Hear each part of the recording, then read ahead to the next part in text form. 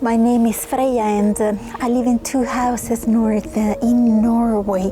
This is one of them. Welcome aboard, everyone. In this episode of 2 Houses North, we arrive on the high plateau, taking our suitcases and camera gear from the car into the house while the rain pours down and the cold bites harder than we expected. The tundra doesn't exactly welcome you, it tests you quietly from the first step. And just before settling into that raw honesty of the land, the north throws something unexpected in my path. A young seagull perched by the coast, letting us walk right up and stand inside her circle. She doesn't panic, she doesn't fly, she stays. And in that stillness, there is a lesson most of us miss. That strength isn't always about pushing forward or moving faster or fighting your way out. Sometimes real strength is the choice to hold your ground, to stay calm, unshaken, while the world storms around you.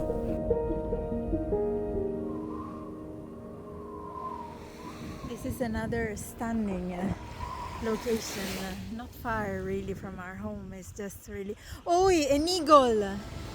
Jonas, kom hit! Kom hit!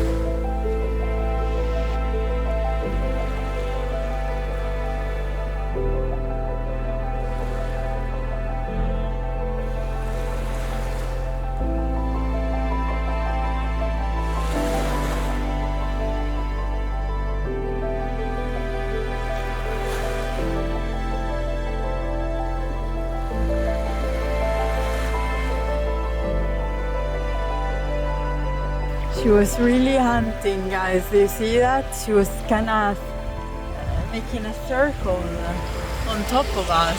So impressive, really. You have to watch out. Jonas is very small. Oh, what did you find? Huh? Look, guys. It's a seagull. Look. Oh, Jonas, we have to watch out for little Jonas. The Arctic is really incredible. Such raw landscape. It's indescribable, really.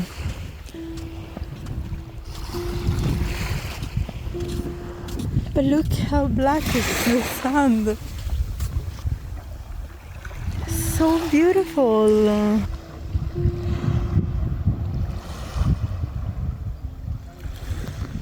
It's morning and I have no clue that today is about to hand me one of the most powerful encounters of my life. I am just there cleaning the house, making my coffee like it's any other day, breathing in that sharp balcony air that feels like it could wake the dead. Pulling on my clothes, thinking the most exciting thing ahead might be finding both matching socks. Little do I know, the northern coast has other plans. Out there waiting is a young white-tailed sea eagle, a wild queen in training. She's going to let us come within 5 meters. She's going to look right at us and then decide with all the grace of royalty, no, I am not flying for you today.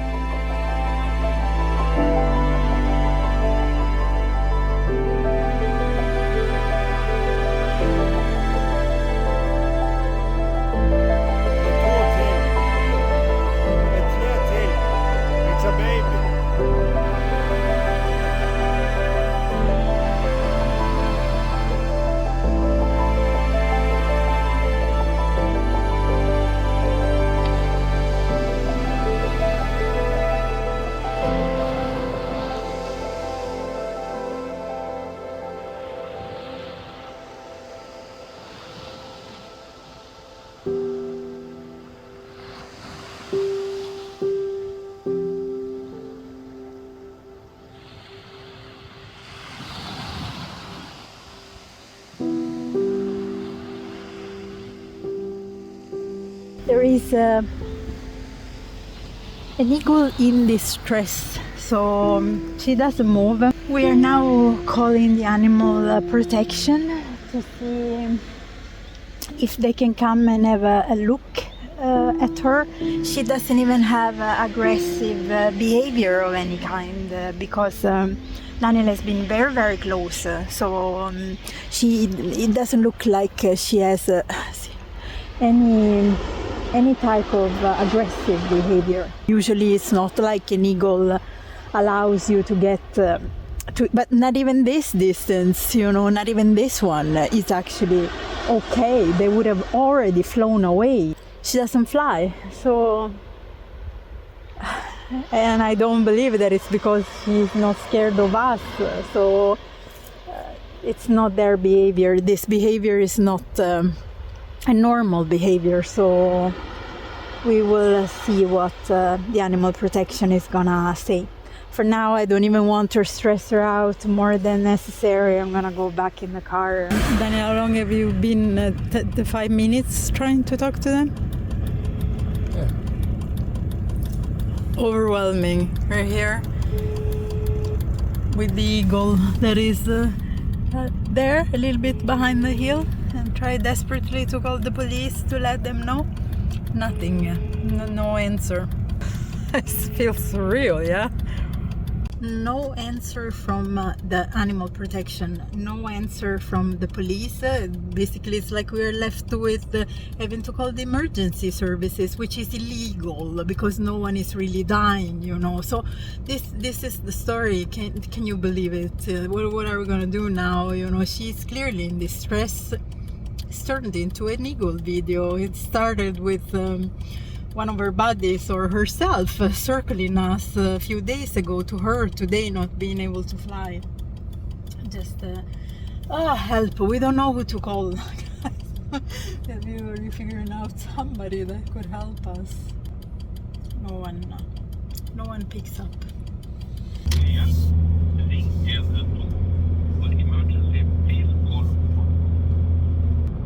Du vil nå bli tatt over til politiets operasjonssentral, og vi gjør oppmerksom på at denne samtalen vil bli spilt inn og lagret.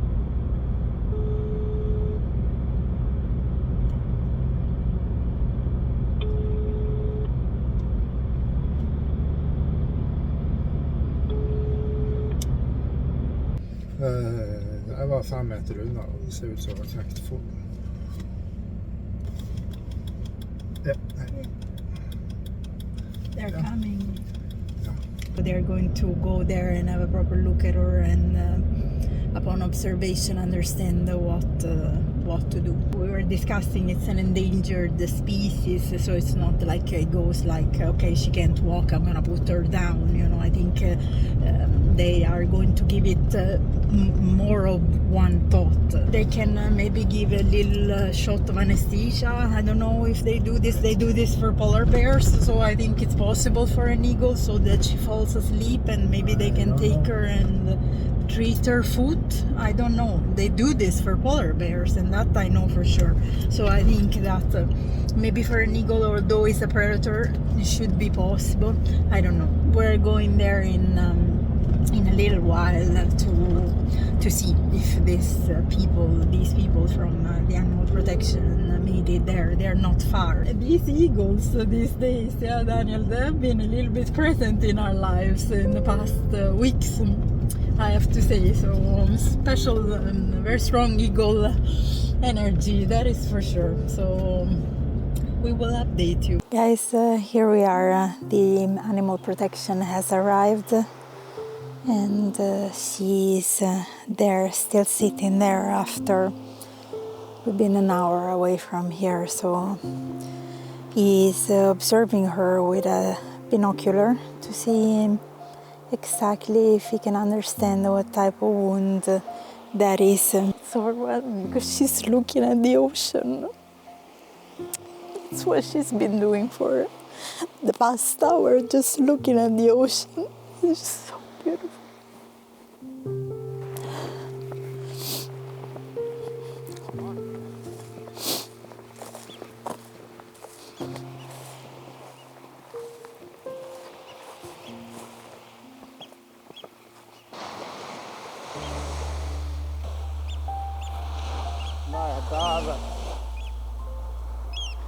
Oh my God, she's flying. Oj.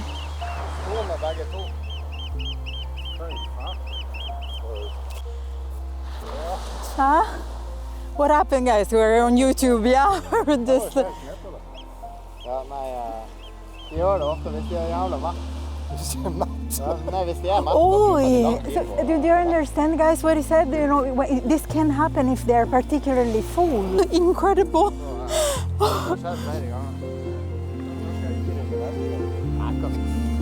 I was already in tears, you know. There's so much overwhelmed the guys, you know, that it could be a wound at a foot. She is fine. She flew, as you saw it. Oh, what a strange thing this is, guys. When they are so full, sometimes this can happen because it's very, very difficult for them to fly. Oh, that is absolutely great news. Oh, it went fine, guys. It went absolutely fine. What a day! Yet another day in Sápmi. Are you happy? Yes. Are you super happy?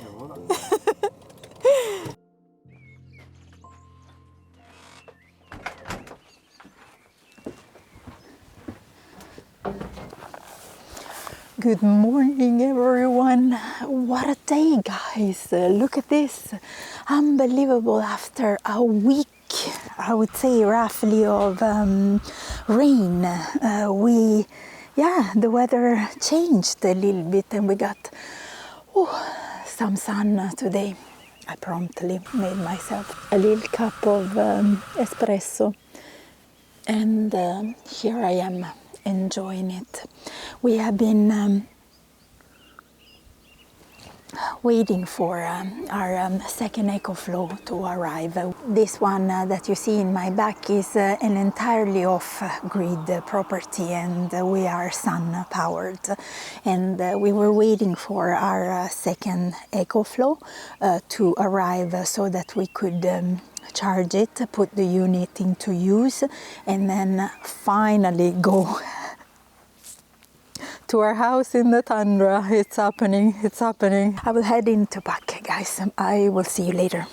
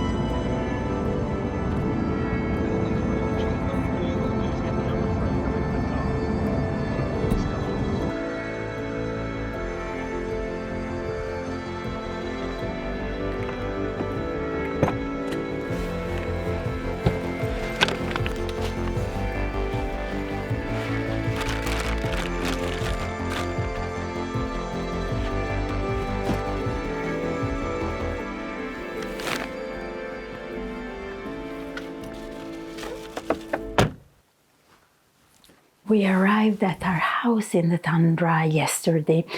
You know how it is, a car full of slush, rain coming at us from literally every direction, cold enough that I couldn't even feel my fingers. By the time we were actually done, the season's already shifting. You can just tell. It's like the air up here doesn't really ask you. It tells you summer is over, and honestly, it cracked me a little bit up because it felt like the tundra was side-eyeing us, like let's see how long you two actually are gonna last up here right now. That's the thing about this place, you know, it's not cozy, not at first, it's raw, and it kind of calls your bluff. And if you let it, it shapes you into someone tougher, truer, because Up here, nothing lets you coast. The cold gets under your skin, the wind pushes back at every step, the rain soaks through whatever kind of plan you had. So there is really no pretending. If you're lazy, you're gonna freeze. If you're careless, you are gonna pay for it. The land holds you accountable in a way rarely people do, and weirdly that honesty rubs off. You stop wasting energy on nonsense and you start noticing what actually matters. Warmth, food, a roof, each other. That's why it makes you tougher and truer. It strips away all the fluff until only the real parts of you remain. It's a proper spell, you know, it's an enchantment that happens in the moment you expose yourself to the kind of vastness of tundra terrains. So today is immensely moody. I took the dogs for a walk out. It was so cold. I came in and promptly made a cup of coffee. It's gonna be a long day, one coffee after another, really. So it's beautiful, moody weather. Hello, little fly. Oh, little fly. Hello. Hello. Nice to meet you, babe. It's you and I today in the beautiful view of the tundra. Say cheese. Beautiful, moody.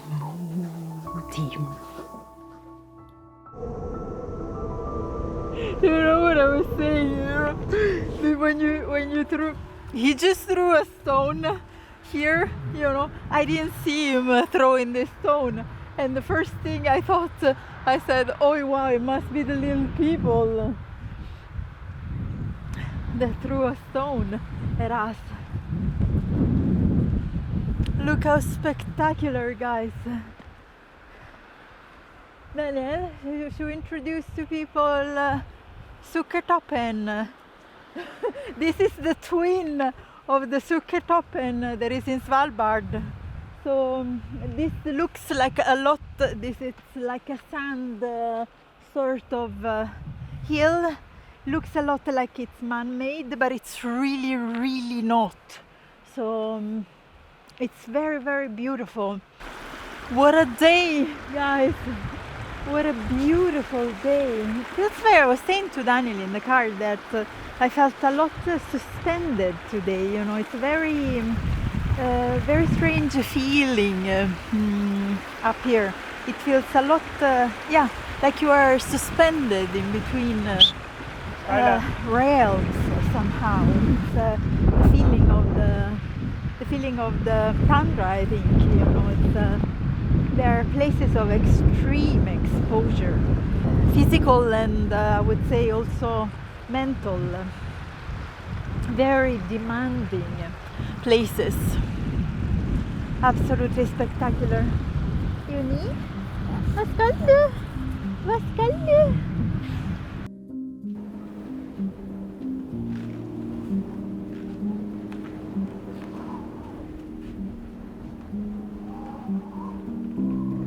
You know what struck me about the eagle encounter? The fact that she didn't fly. Most of us, we spend our lives running from silence, from discomfort, even from our very own thoughts. But this eagle, she just decided to stay. That's real strength. Sometimes the bravest thing you can do is to refuse to move, refuse to be chased off, stand where you are unshaken and let the world move around you. And the trust of it, think about it, you know, standing 5 meters from a wild eagle and she chose to let us in. That's trust. And trust like that in life is very rare. You can't demand it, you can't force it, whether it's trust from another person or trust in in yourself. It has to be earned, and when it shows up, it feels like stepping into that invisible circle where fear just loosens its grip for a moment. And here's the thing, she was very young, not even in her full feathers yet, but she already carried herself like royalty. That tells me something. You don't have to wait until you feel ready or fully formed to claim your space. You don't need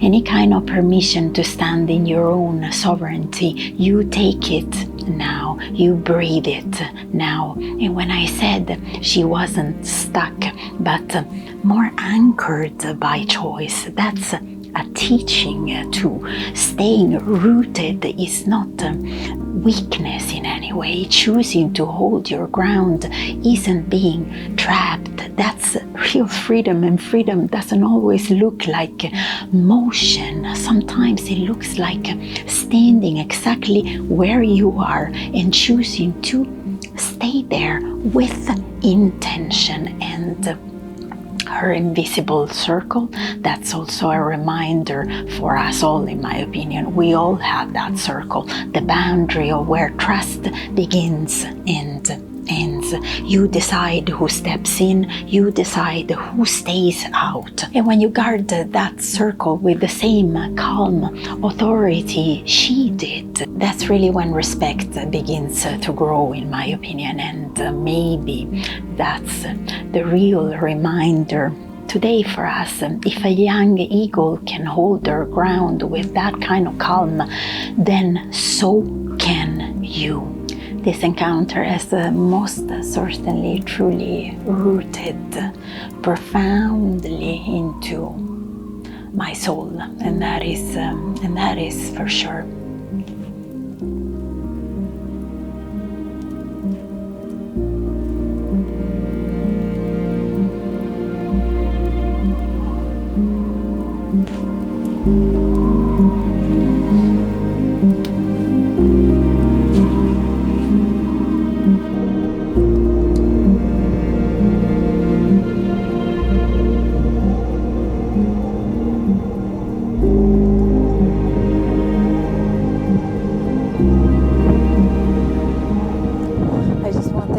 Thank you so very much for watching this video, everyone, and I shall see you in the next one. Bye. Well, until next time, my friends, remember to keep your eyes on what's real, strip away the rest, and you will find more strength in yourself than you thought was there.